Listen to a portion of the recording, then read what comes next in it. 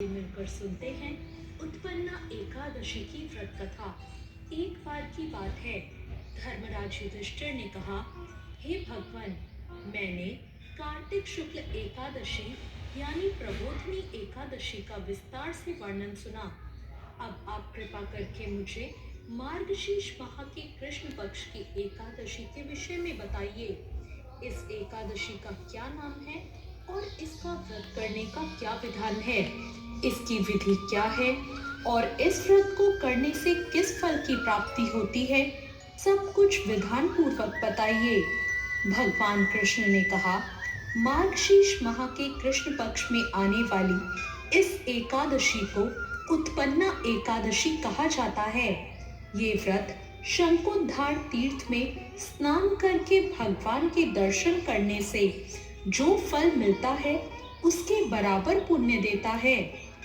व्रत करने वाले भक्त को चोर, पाखंडी, पर स्त्रीगामी, निंदक, मिथ्याभाषी या किसी भी प्रकार के पापी से बात नहीं करनी चाहिए।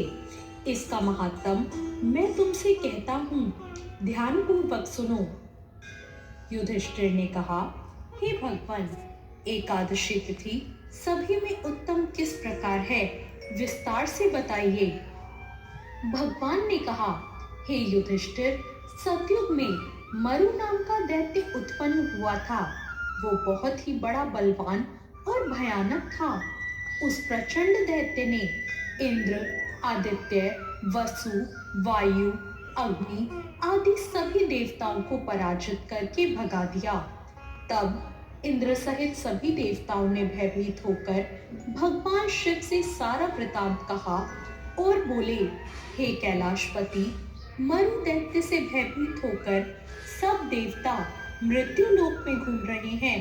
तब भगवान शिव ने कहा, हे देवताओं, तीनों लोकों के स्वामी, भक्तों के दुखों का नाश करने वाले भगवान विष्णु की शरण में जाओ। वे ही आप सबके दुखों को दूर कर सकते हैं। शिव जी के ऐसे वचन सुनकर सभी देवता क्षीर सागर में पहुंचे। वहां भगवान को शयन करते देख हाथ जोड़कर उनकी स्तुति करने लगे। उन्होंने कहा, हे देवताओं के द्वारा स्तुति करने योग्य प्रभु, आपको बारंबार नमस्कार है।